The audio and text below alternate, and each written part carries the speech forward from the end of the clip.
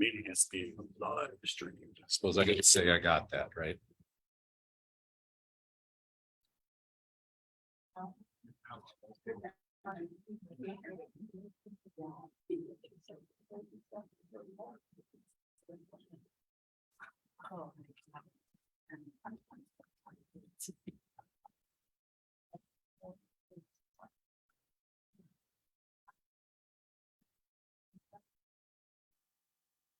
Okay, I think we're ready to go. Can everybody hear me? Yes. Sweet. Okay, my name is Bill Troe, and I work with a company called SRF, and we've been helping Met in the city and various stakeholders across the city to update the transit development plan. And what we want to do tonight is talk to you about the recommendations that we have a draft plan out, and you can go out to the Met website and download that, take a look through it if you like.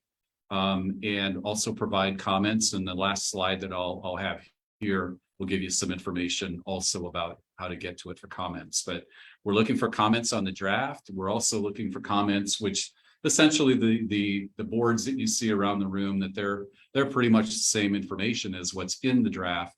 But then there's more background information there that will help explain a little bit more how we got to where we're at. So the things that I want to talk with you about tonight. First, kind of just give you an update of where we're at in the process that we started in about January. Here we are, the middle of August, and we are nearing the end of the project. And then I've also already kind of hit on this, talked to you a little bit about the draft recommendations, including what we're calling is the route redesign. So it's the changes to the route network that we are, or the fixed route network that we're suggesting that be made. But then we also have a group of service expansion. And I'll talk a little bit more about those as we get a little bit deeper. And then, making sure that everybody has a good understanding of why we're making some of the changes or suggesting some of the changes, to give you a little bit of information on those benefits that we see. And then finally, give you a little bit of information on the next steps, because the recommendations that we have aren't exactly going to be, or can't exactly really be implemented tomorrow. It will take a little bit of time to implement the changes, because there is some infrastructure things that need to be done. And what we're hoping is that as it keeps moving, that by next summer, you'll see the changes to the network. So with that, just talk a little bit about where we're at in the process. In the previous public meetings, I had talked about kind of the 4 steps that we're going through to update the transit plan. First, starting with review of the existing system and things like that. But as we're also going through that review, collecting input from the public, we wanted to first ask ourselves, before we just jumped in and started making changes or suggesting changes, wanted to make sure we had good reasoning for suggesting any changes to the network. And then we got into the process of looking at various service options to improve the customer experience that we have, improve convenience in the network. And then as we were looking at various alternatives, we started putting various individual alternatives together into a package that you'll see here. We'll cover a little bit today. So now where we're at is we have a draft plan put together, and it's time to take a look at kind of the end product and provide some comments to that. And then based on comments that we receive, we could make a few changes to what's going on. But you wouldn't anticipate that they would be wholesale changes. There'd be little, tweaks around the edges and things like that. And additionally, as we're going through implementation of the improvements, there could still be some small tweaks as we go through the process of implementing things. So there will be additional public information on all of those various elements. So one of the positive things that we really see right now, and I like to say that we're, and Rusty was saying it in an interview the other day, is that we're kind of in a once in a generation opportunity.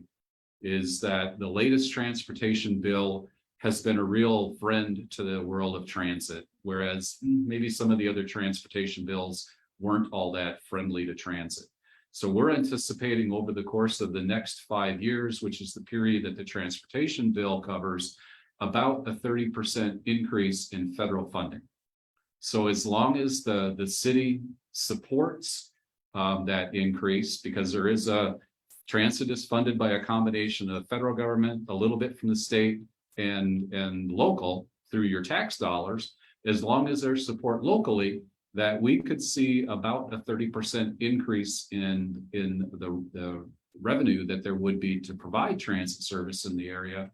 So we would hope that that would translate into about a 30% increase in service. So what does that really mean? Is that as we're looking at the costs, a new route would cost about a 10% increase. That if we want to go from 60-minute service to on the bulk of the routes that we have to 30-minute service on a route, that would be about a 10% increase in cost.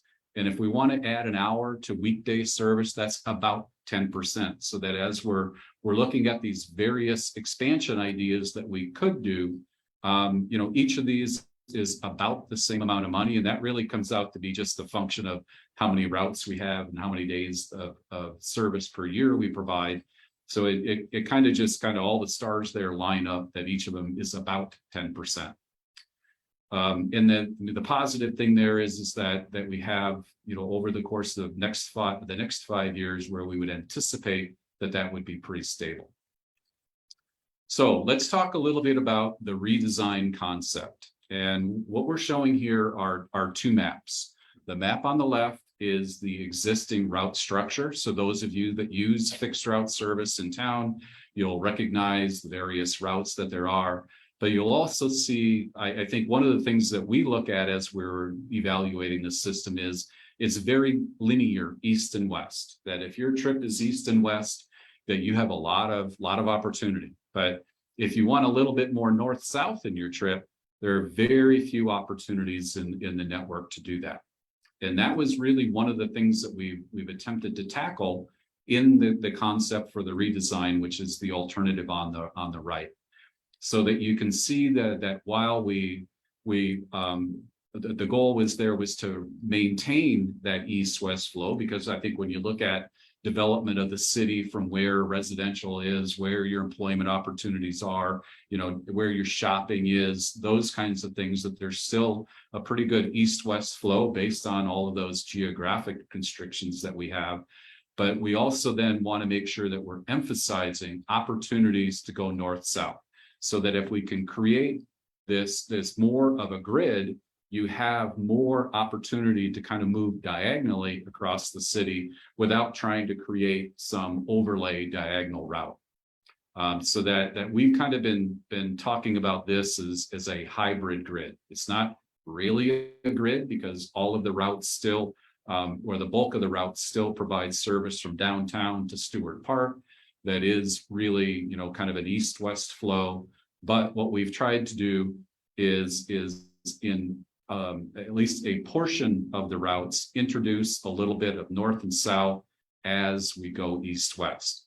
So that was one of the very important elements that we had incorporated into our evaluation of opportunities in the network. So when we're done with the presentation, that we've got boards back here of each of the different each of the different route concepts. So if there's specific ones that you want to talk about, we could look at those in a little bit more detail. Okay, one of the things that we also are addressing through the redesign is trying to reduce or hopefully eliminate the need for the trippers. The tripper is, while it serves a purpose for a very short period of time, that it does cause a little bit of turmoil during the middle of the day, trying to make arrangements for that one special trip. So what we've done in the one tripper that's out there that serves Will James Middle School is we've incorporated a route that can kind of replace the bulk of the service that's provided by the tripper. And this is a route that operates all day long. In that if there's a situation where we still need a little bit more capacity during that morning rush, that afternoon rush of that one trip that associated with school starting, school ending, that additional bus can be added for that one trip. But it would still run the same route as we're showing here in the dashed line. So the idea of having additional funding within the region that we have, when we're looking at expansion, that in the big picture, we look at things like, well, expansion could be the ability to add more hours of service during the day. It could be adding more days of service during the week. It could be adding more frequency. It could be adding more coverage of the city. Each of those kind of falls into this big bucket of opportunities for expansion. So in the system that we're focusing on here, our initial or our top priority has been focusing on more frequency. When you look at the system today, there's one route, the grand route, that provides 30-minute service. Every other route in the community is hour service. So we believe that the focus on frequency is probably going to give us our best return on investment. So that as we were looking at frequency, and what we're showing here in the blue lines are those routes that in the redesign would be 30-minute routes. And the yellow lines are routes that would be 60 minutes. So when you think about today that there's one route, the grand route, that kind of moves through the middle of the city, that is a 30-minute route, we have a substantial amount of at least the core of the city now covered with 30-minute service. So what does that mean? That a trip, maybe particularly a trip that may have had a transfer in it, that may take you an hour and a half, isn't going to take you an hour and a half anymore. You have a lot more opportunities over the course of the day to make your trip, so that's a real convenience factor. And that, again, we focus primarily on providing opportunities in the core of the city. Now, up in the northwest, along Shiloh and up along Rimrock, we've added a circulator there. That was one area that today there is some level of use of the service out there, but it doesn't really compare well to other parts of the city. But the idea of completely eliminating service there was really not palatable. So we created a circulator there that would provide you 30-minute service. Essentially, you could go from kind of the intersection there at Shiloh and Rimrock down to Stewart Park. That would be a 30-minute circulator to kind of ride the entire loop. Similarly, in the Southwest, where today you have the West End route, that we have truncated that so that it could be then a 30-minute route, which also is kind of that same circulator concept to provide service from about King Avenue West and Shiloh back up into the Stewart Park area, and kind of a loop in that area.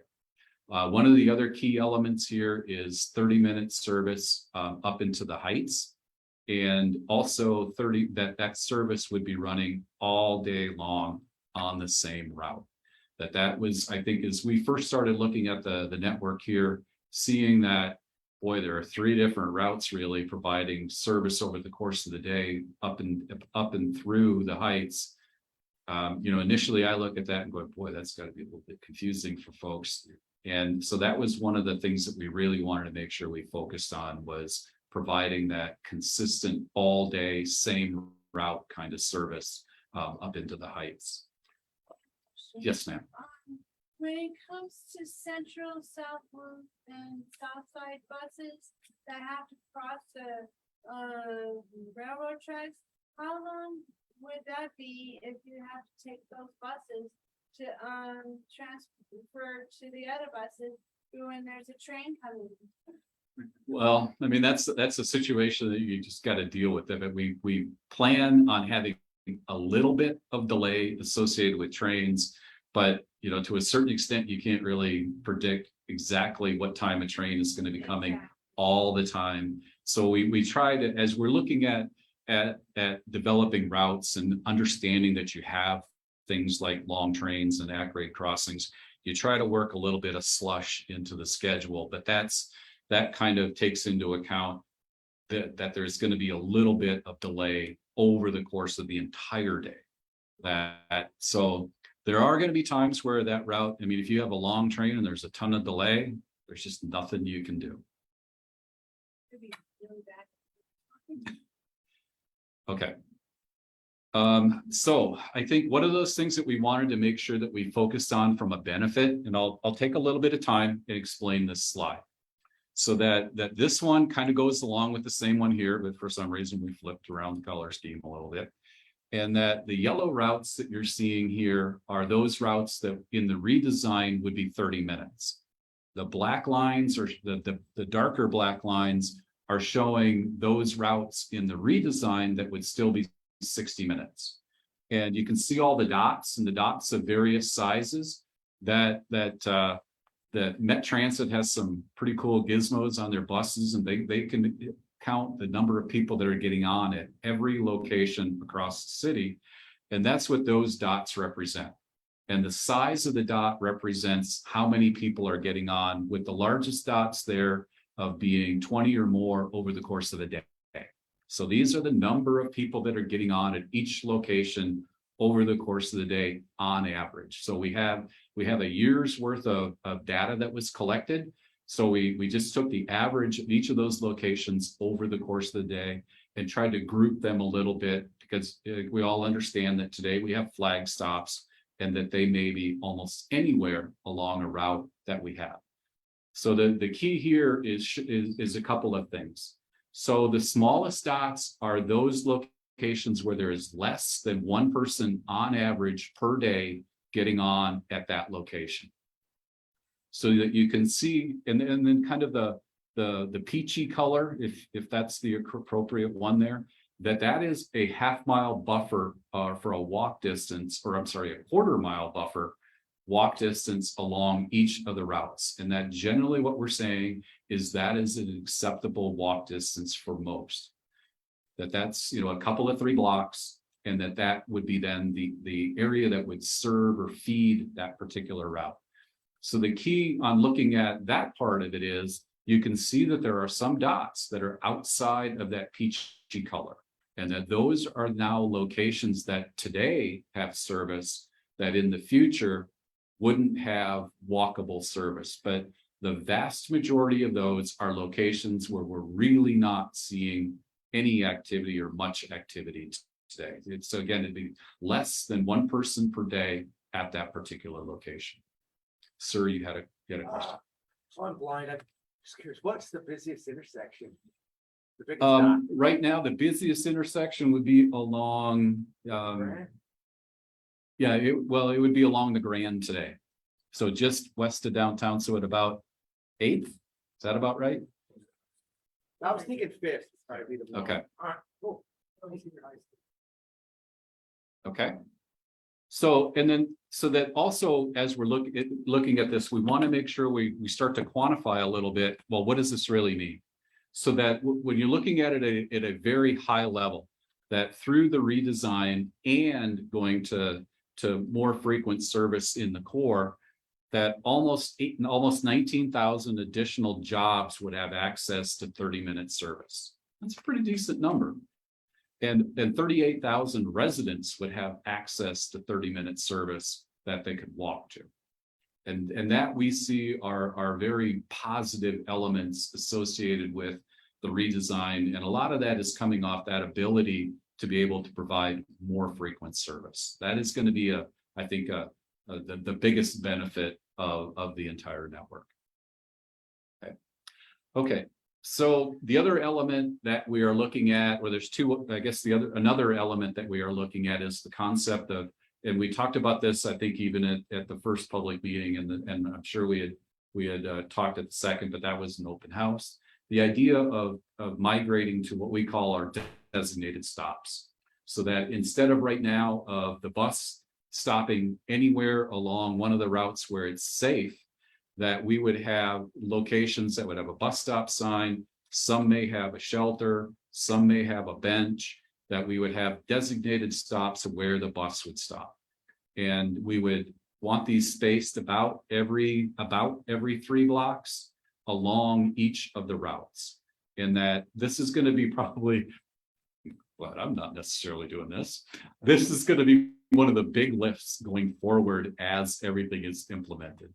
Is developing a plan of where all of those stops are. Now, some of them are going to be exactly where they're at today. Others are going to be in different locations. And so that over the course of the next few months, I would assume one of the first things we want to do is identify where those stops are. Now, that will be done, and also this is probably going to be one of the biggest parts that is going to be worked out through the public and have public input, so that we already understand, going back to the one slide showing where activity is. So we're already going to know where some of those stops just have to be. And then the idea is we know where those stops that are the high activity ones, and those are where a bus stop needs to be. We kind of then work our way back from that, again, looking at that every about 3 blocks where we would have a stop. And the thing is that those are not exactly, oh, okay, I'm at 3 blocks, I gotta have one here. I can't go 3.1 blocks, or I can't go 2.8 blocks. Is there is ability to adjust those to locations where there is reason to do that, even if it's a location where there might not be a ton of activity. If there's a reason that it's an entire part of that discussion. Yes, sir. This is Kevin, and I'm blind. I have really benefited from the wave and right stops. I hate to see you get rid of those, because I really like just calling Met Transit, saying I have white cane. Where do I go to get here? Oh, just meet us on the corner, and then I can just say, oh, okay, just tell them that a blind person's waiting there with a white cane, and it's really worked out great, especially when I walk out of a business. Yep. And the bus. I hate to see you get rid of those. Plus, I live in an assisted living center right now called Legacy. And I had a summer job where I was working at Rocky Mountain College. It was so nice just to get up at 6 in the morning, get ready, come out at 6:45, just outside of the center, and then the bus would come at 7. It was so, I really would hate to see you get rid of these wave and ride stops. Okay, the 2 places that you identified there. Okay, I don't work for Met Transit. I guarantee there's going to be stops there. I got a little input, sorry to interrupt, on the accessibility of these stops. I lived in Denver for quite a while, and their flags, so most signs anywhere in the neighborhood goes both sides across the pole. The bus signs are only on one side. So even as a blind person, I come up, even if it's not one of your guys' specific, like a telephone pole, it's only off one side, I can feel that with my cane.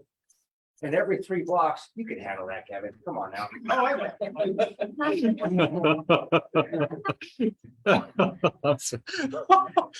All right, he's my friend. Okay. I'm sorry, Kevin. You know, there, some deep poly. Yeah. Yeah, I mean, an activity center like that is still going to have very convenient stops. And that again it's an opportunity to talk with Met and work with them on particularly, I would assume you're a pretty good customer, right? You use transit every day? I know who I am. Yeah, they know who you are. Yeah. There will be a conversation. Yeah. Okay, or 2. Don't you like how I just commit you to a whole lot of stuff? Okay. Oh, can I get one more? Sure. And I don't know, maybe I'm out of bounds here, let me know, but I would really like to see you go more on Shiloh and the places like the Ironwood subdivision and places like that. I have friends and family out there. I'd really like to see the service expanded, say to 9 p.m. or something like that. Okay. Okay, so we can talk about that a little bit here. Okay. The idea of getting to 9 p.m. that is probably more than we can, well, not probably, that is more than we can afford to do. Okay. What I'm showing in this particular slide is an existing timetable of a route leaving the downtown transit center, and that on the slide that it's just the times that it leaves, starting at 6:20 in the morning. Next time it leaves is at 7:20, but the next time that it leaves it is 8:35. So over the course of the day, okay, we've all used transit in town. We understand that over the course of the day that the time that it leaves downtown transit center, the time that it gets to any location that I want to go changes over the course of the day. That's another one of those things for a new user can be very confusing, particularly in a situation where you need to make a transfer. So as part of the ability to expand service, that we're also looking at essentially filling in the gaps. The drivers will still have their negotiated breaks so that their job isn't going to change dramatically. But all of those breaks, that's 7:20 going to 8:35 will go away. It'll be that I'm also showing on here a sample of what it could be under the alternative, under the alternative. So starting at 6:20, the next hour at 7:20, the next one at 8:20, the next one at 9:20, everything leaving at the same time to be more consistent. And that would be across each of the routes across the network. And then out of this, what we get is the ability to provide 2 more runs, and in this case, on an hour service route over the course of the day, and a little bit of an expansion of the day from the last run, in this case, leaving the downtown transit center at 5:50 to adding one that would leave at 6:20. Okay, it's a little bit, it's not a lot, but it's a little bit. Yes. I think it would be a lot for disabled people too, because they have a time schedule, like blind and wheelchairs and stuff. I think that would be a lot easier too for some disabled people on the wheelchairs or scooters or blind people or anything that. Consistency helps everyone. It does. Consistency helps everyone.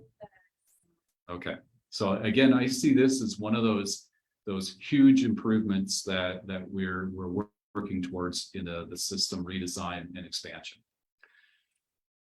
Okay, the idea of looking at expanding service, so essentially moving service out from kind of that coverage area that we have today. That we discussed the idea, and we discussed it principally as also, you know, the idea of, we had talked about, well, your expansion could be more service coverage in town, it could be more frequency, it could be more hours. And as we were looking at those alternatives, the idea of adding frequency, just, I think it will provide us with the best benefit that we have for the community. Expanding service out from where we see service today is not really going to be all that productive. That we're showing a map here that I'll get to you in a second, sir. That we're showing a map here that demonstrates in the green where we have enough residential density, enough employment density to really support fixed route service. And the yellow areas are those that, and the green is an area that presently has transit service today. The yellow areas are areas that have enough density, but they don't have that quarter-mile walkable service. So you can kind of see, and then everything that's still shown with a white background, those are areas that just really don't have the density to support transit. So in the dark lines show where we have service today. Our footprint really isn't changing. So the idea of expanding service, say expanding service west of Shiloh, as we're seeing development continue there. Okay, there's 2 things going on there. First, we don't really have the density to support the service. And second, you really don't have to go all that far west of Shiloh before you hit the county, before you hit the city limits. And transit in Billings is paid for by your city tax dollar. The idea of extending into the county would require support by the county. And that's not something that is never discussed. And I think that if the idea is we want more service into the county, it needs to be a conversation not only with the city, but a conversation with the county. Okay. Okay, so basically what we're concluding based on the analysis of looking at the density of development is what we have for coverage today is going to most likely be the most productive that we have. So that again leads us back to looking more at improving frequency than expanding service coverage. Okay, closing up here. The next steps is we, take some time, look at the plan, and that we have over the course of it's going to take us about 2 months to walk through the review or the approval process. There are a lot of bodies and entities that need to have their opportunity to say thumbs up, thumbs down to the plan, the plan document. So it'll take us a little while to get it all finished. But then the idea is taking these ideas that we have and then adding some more detail to them.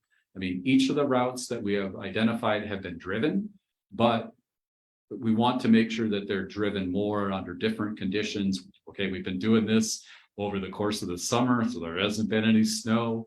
The folks that are driving the routes understand what winter in Billings is like. But there's still, I think, the need to make sure that things work as we're laying them out. So there will be additional time to develop the detail of the routes. And then you think about the idea of going to designated stops that we've estimated that's about 600 signs. And the time to manufacture those signs, the time to install those signs, and all of those things are going to take a little bit of time. And then also the idea of, okay, that we're talking about this opportunity that we have with additional funding. We still have the same constraints about finding people. I mean, those buses don't drive themselves quite yet. So the idea of finding additional employees to provide the service has been a challenge for a number of years and will continue to be a challenge. So over the course of implementing, identifying that additional workforce is going to be critically important because the expansion won't occur without the workforce. Okay, so the idea of where in the next little bit here, I think I've already kind of covered this a little bit, is we're taking comments on the draft, and we'll address any comments that there are and incorporate them into the draft. And with that, we've taken some comments or questions already, but I'm ready for more. Did I come back to you, or did I blow right by that? Ready. Okay. Yeah, let him go. Well, I got lots of comments, but we'll go to this first one about expansion. I live in Laurel, and this may not be the right meeting with what you already said. Who do I got to talk to about that? Is there any been talks of connecting with this? Laurel Transit does come to Billings currently on the first and third Tuesday of the month, and they're planning on expanding to every Tuesday. Yep. But I meet at the zoo or your furthest west point. I don't know. I'd like that to be on the board for sure. Yeah, so one of the things that also goes on is there is a coordinated transit planning process that goes on, so that Met works with all of the adjacent transit providers, and they develop a coordinated plan.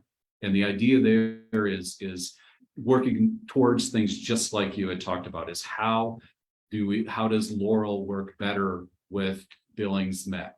And those public. Yeah, but the last one was done when? You start in June? Well, no, we had one. So Okay. We have what's called the Human Services Coordinated Transportation Group. That means once a quarter. So I'll just get some network contacts before I leave, right? Yep, yeah, we've got that on our calendar on their website. Okay. I think as well. So, okay. And then my other main comment I want to come with tonight was with this funding bill and everything, is there a way? And I know Met is just city, but for long distance train or even a light rail within the town, like every town that, and it improves the experience, like Denver, Portland, any town of, like it's even the side people use the public transportation, it's better. Okay. So I want that in the future. Obviously, that's my pie in the sky. That's pretty blue sky. I mean, when you think about the density that you have in Denver, and I know I'm heading down a rabbit hole. Yes, sir. But the density that you have in Denver, the density that you have in a Portland are exceedingly higher than you have in Billings. And that's why I want it to be more like the Amtrak line, not necessarily just public transit. You know what I mean? It's got to start somewhere. Yeah. All right. And then my next thing was I definitely wanted to run later. You guys already talked on that. I just wanted to be noted as a blind person and a parent to have to do an after school activity, you know what I mean, and things, just to have that noted. And then I wanted to thank the Met for offering transportation on the day. And that's why more of my members are here. I'm the president of the local chapter of the Blind, the Montana Association for the Blind. Well, we're very happy you all showed up. Yeah. Thanks. And there's more of us out there. Okay, If I could just comment to you, sir, Please. contact your state legislature, state representatives about rail. Okay. That's where it's gonna come from, is at the state level. and there is an organization that's out there. Tell you the truth, I don't know if the line actually comes through Billings or not, but. Okay. I should actually read this stuff again. I think we're the only town that went against it for some crappy reason, but that's not here. Okay. Other, sir, I think it's kind of a policy question, probably not for this particular thing, but curious about your experience with other communities. Are there, sort of a coordination with land use planning, but are there opportunities for developers to pay into the bus system in exchange for having reduced off-street parking requirements over some period of time? that's beyond my understanding for Billings. So I'm not gonna jump into that one. Maybe the other communities. is that- Oh, yeah, but again, I think, okay, it's just like, the answer is gonna be exactly the same as light rail. That in a community the size of Billings, unless there is something that is really pressing that need, there isn't gonna be the situation that it would actually work. That the idea of okay, that you can try, but it's that balance of does the developer need the location more than the city needs the developer? And that's the negotiation that goes on in communities the size of Billings. It's usually the city needs the developer a little bit more. Not saying that that's exactly what goes on here, but in communities of that size or this size, and that game that you play of who blinks and who can control it is probably coming down a little bit more on the size of the developer in a community of this size. Not that you can't do it, but from an economics standpoint, that still kind of rules the day. Because the expense of off-street parking is huge and it doesn't pay its own way, right? So you can reduce some of that expense. Well, and it depends on whose expense that it is. I mean, if it's an individual corporation, if it's an individual developer, well, 99.999% of the population doesn't care because it's not my expense. I mean, it rolls into then whatever rent there may be or whatever cost of the property, but that's a transaction between a small number of people. And that's the issue there, that now if we have more congestion across the city, more parking issue downtown, more parking issue in other areas of the city. Okay, now the scale gets tipped a little bit the other way. And I don't really think that those exist in town. Let them put them park. Yes, ma'am. Question, what are you gonna do about the smoky areas that, like some of the benches that have the awnings and stuff, the arches, and some of the areas like complex building, there's more smokers outside where the riders cannot ride the buses, and what are you gonna do about that? Let me Somebody take take- that one, Jeff. I'll let you take that one. I'm long range, man.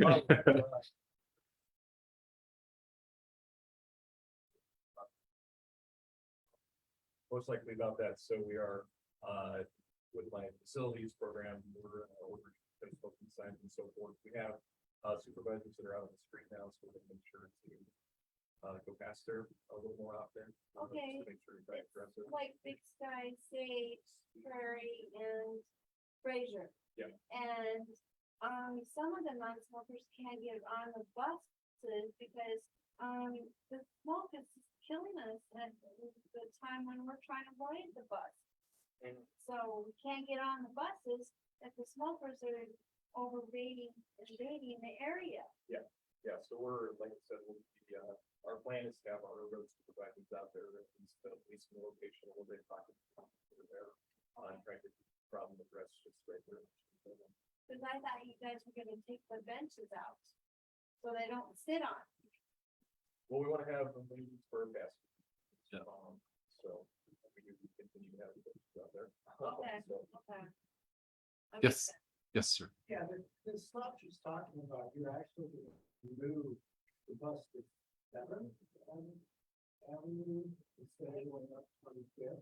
yeah, most likely leave. Yeah, so that thing would be off the limits, but is the city still gonna control that little shelter where everybody's supposed to? I live this year. Probably not, but I mean, we probably move to a shelter that's, I mean, they are still the city. So that could be your point. Yeah. You're not gonna have shelter there. So if we were to move the shelter, I mean, if we were to no longer have the route, obviously be able to fix that shelter. Well, you have a pleasant view on that. There are actually a few routes out we don't own, so that's why there's some that's still staying. But you don't know what to put in the That's a green that one. Yes, that's the green net one. Yeah. Okay, because I talked to dramatically there about enforcement. She said if I wanted to enforce it, then we might scope and give up and have Yeah, it gets a little harder with enforcement, that's what we're going to start with our staff. Non-smoking, Yeah, fine, okay.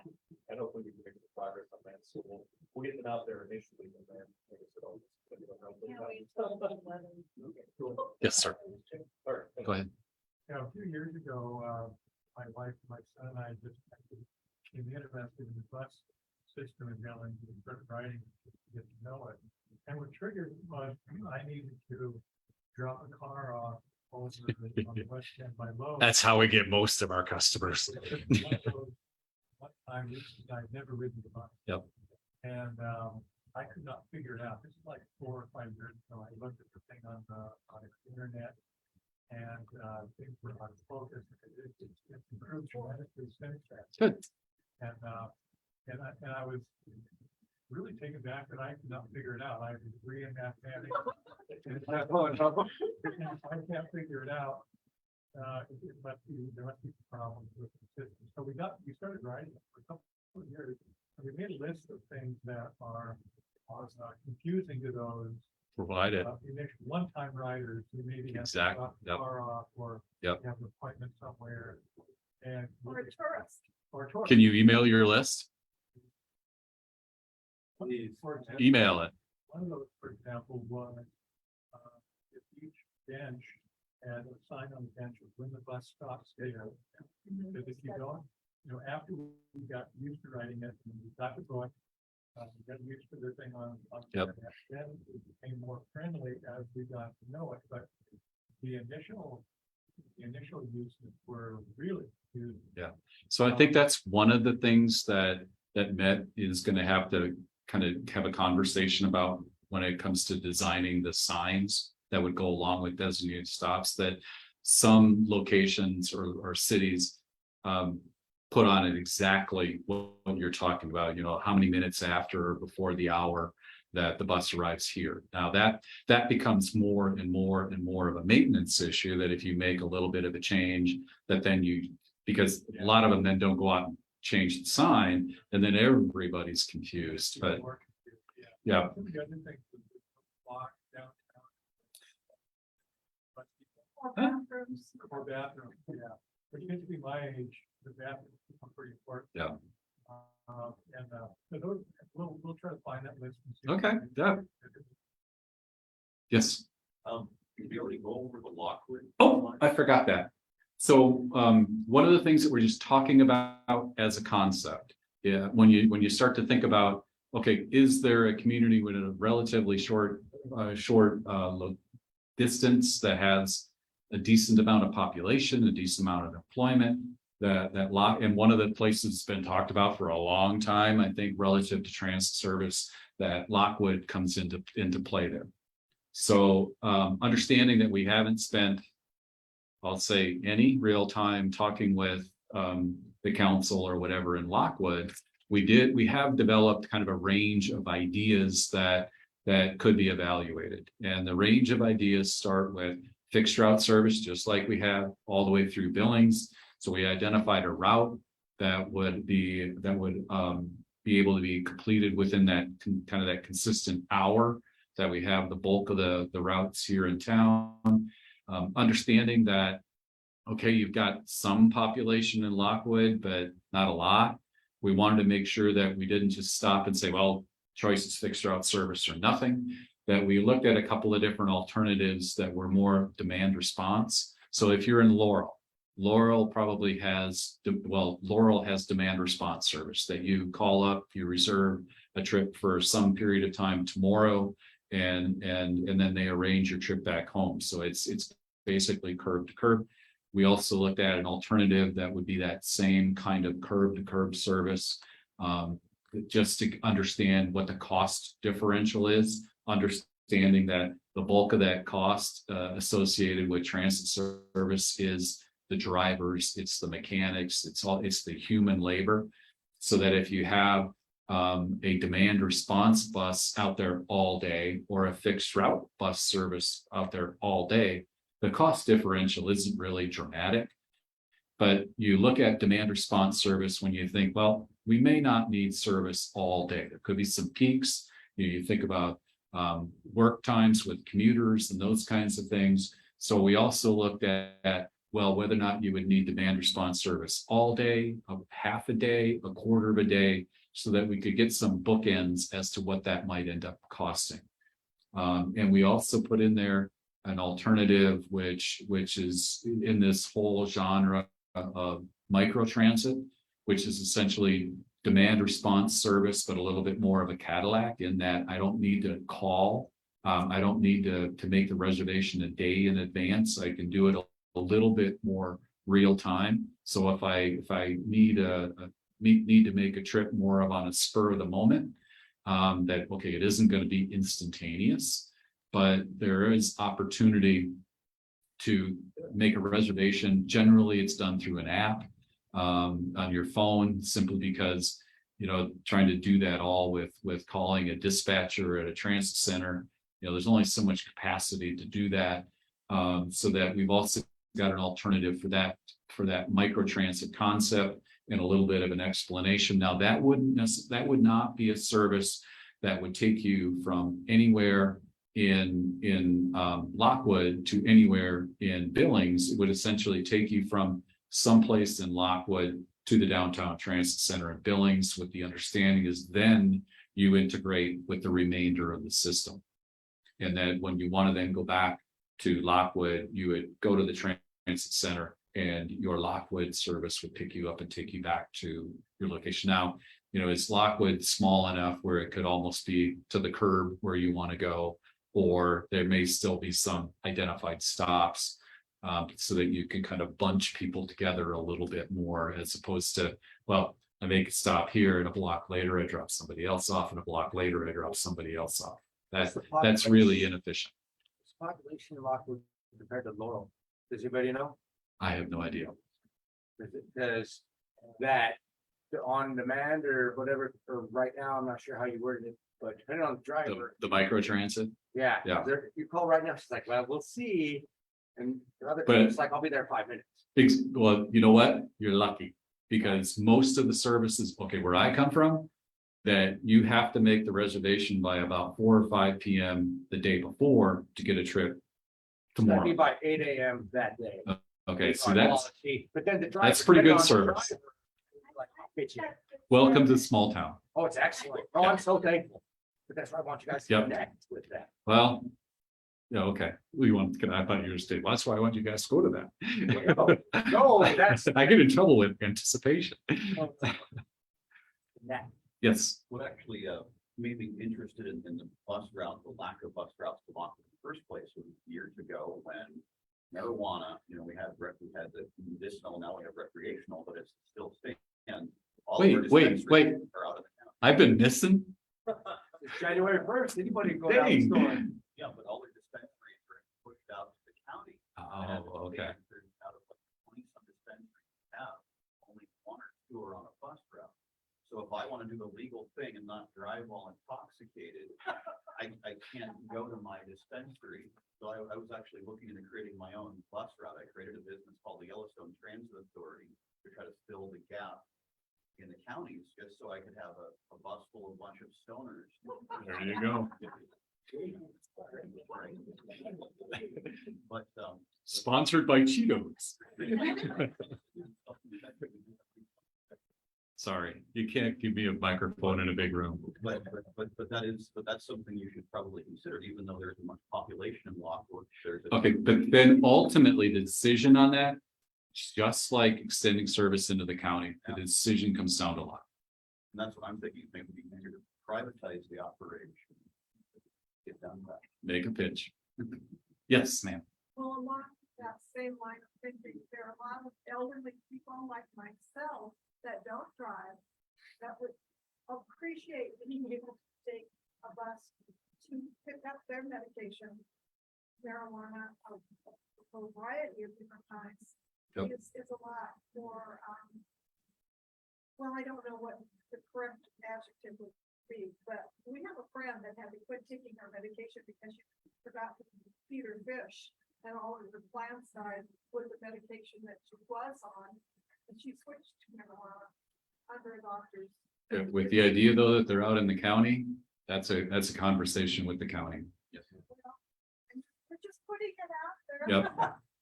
That's a conversation with the county. Yes, ma'am. I want to thank the Transit for helping the disabled and all of us people that can't drive out there, and it gets kind of cold in the winter, but that's okay. We try to bundle up in layers and Think about it though, 30-minute service, and it's the odds that the time that you're gonna have to wait is gonna be reduced. it's gotta be awesome. And I want to make sure that I want to thank you guys, because it's cheaper than a cab or Uber or Lyft or anything like that. And you meet different people on the bus, but that's okay. That was good. I like, this is being recorded, right? We're keeping that one.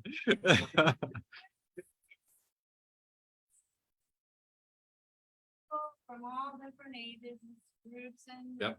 sizes and stuff, but then you get to make friends and some not so much, but you just keep going. And I thank you guys for taking us around the Billings City area. And you make friends with the bus drivers and they know who you are. There you go. Yes. Except when they're in the bad mood. We all have our good days and bad. Yes, ma'am. Service. My name's Debbie. I'm the warehouse operations assistant at Family Service here in Billings. Family Service is a nonprofit that helps families, seniors, and individuals meet their basic needs here in Yellowstone County and surrounding counties. We, along with generous community partners, help provide food at no cost, rent and utility assistance, funding for education, to improvement employment opportunities, and gently use household items and clothing at a fraction of the price. We also participate in social projects like flood relief, back to school backpacks, holiday meals, birthday books, and senior commodity supplementary food programs and fresh food box deliveries. Before I get into further why I'm here, I would like to just thank the Billings Public Library for hosting the event and this willingness to connect with people. So I mentioned a lot about family service. What I haven't told you is I'm here today to advocate for our clients a bus stop at family service. The closest designated spot to our client choice food pantry and thrift store is State Avenue and Jackson Street. It's uncovered with no benches and a 7-minute walk for those without physical limitations. There are railroad tracks to cross, no bike lanes or designated crosswalks, and 4 lanes of nonstop traffic to cross on First Avenue South. Now imagine doing that walk again with an average of 50 pounds of groceries or household items and any wet weather. Since the beginning of this year, we've made over 37,000 points of contact through our client choice pantry and financial assistance programs, and 24,000 points of contact through our thrift store. Our clients have self-reported experiencing mental health concerns, intimate partner violence, substance dependence or abuse, disabilities, currently living or currently without a job or unable to work, are homeless or live in poverty. And all of these make private transportation difficult, if not entirely inaccessible. Having a bus stop at Camas service would allow us to reach those in need, and the need is growing. We're here to give anyone a hand up, and with the help of Met Transit, we can continue to feed, furnish, and fortify more markets.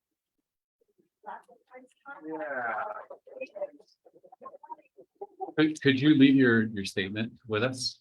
Okay, we'll get it into the meeting record. Anything else? Yes, it's Kevin, it's Kevin, right? Yeah, yeah. Yeah, there you go. I am from Salt Lake City, Utah. And the bus system down there is different, obviously. This is not a put down, by the way, we're met, it's just the way it is. There's a lot more freedom I have in Salt Lake, riding the bus, not just in Salt Lake, but along the Wasatch Front in Utah County.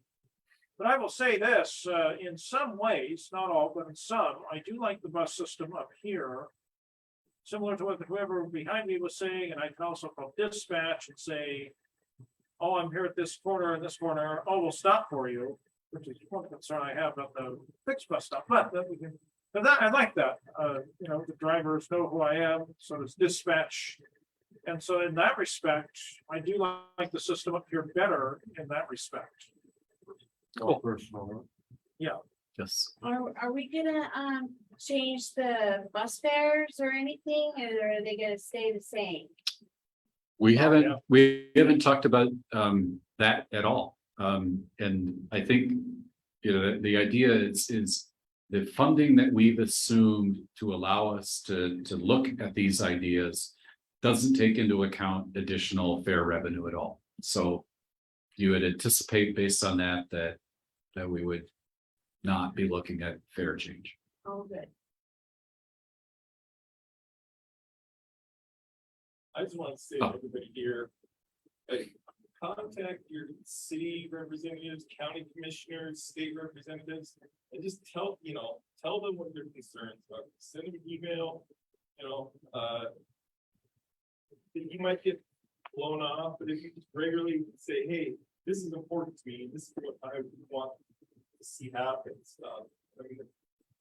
And if enough people start saying, hey, this is what we want, eventually somebody's gonna say, okay, well, maybe we can look at this.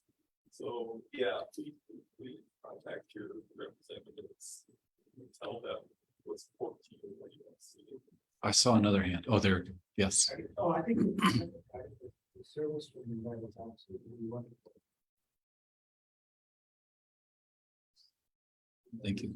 The Met Transit, I disabled girlfriend, I really use the bus for 2 years like a background. I think your proposal would change the route, you make it more efficient, and then 30-minute service is awesome. Yeah. Just on that route, over an hour, probably understand. Regular time, but take a while just to.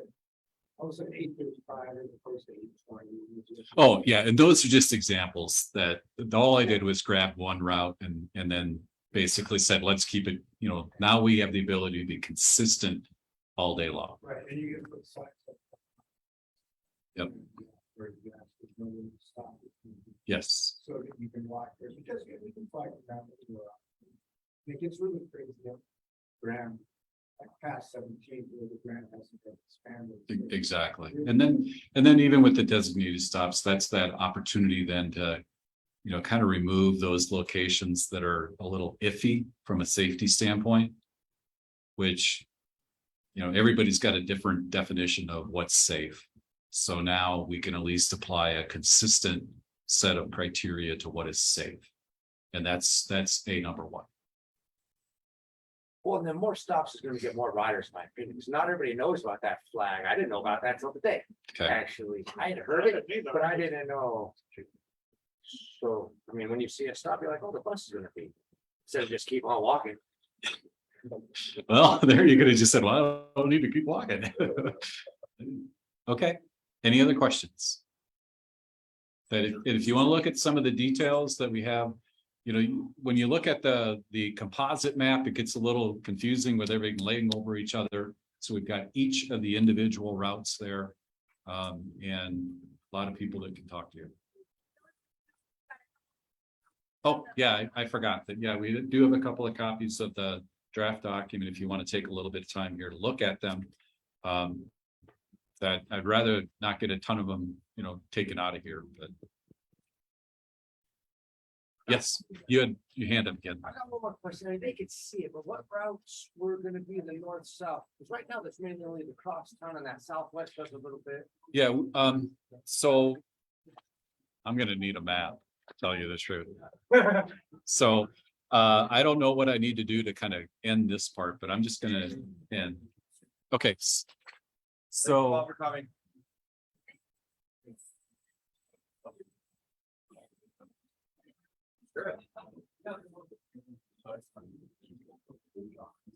Well, getting closer. Okay.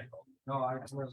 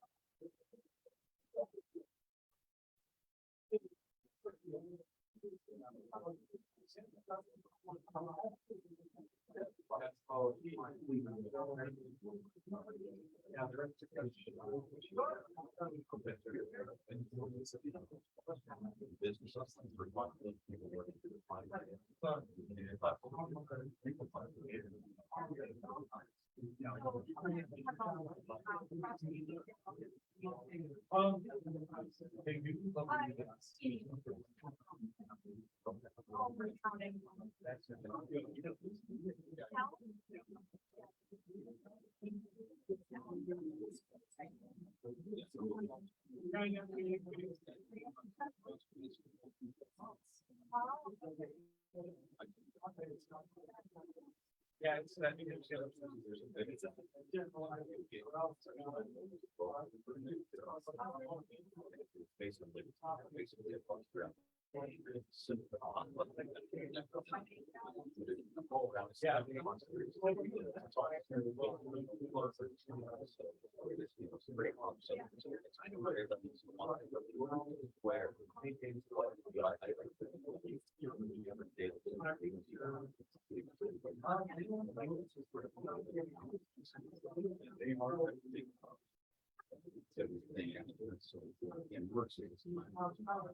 And so. Well, it's not saying. He's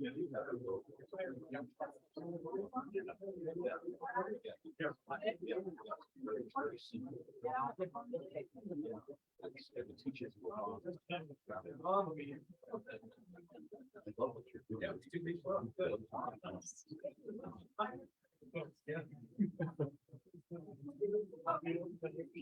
with me tonight.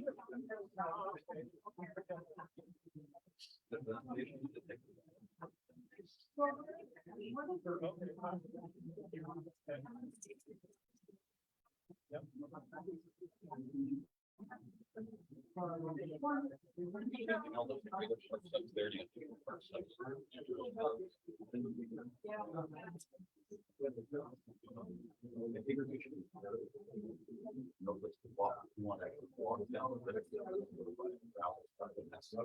That's the big.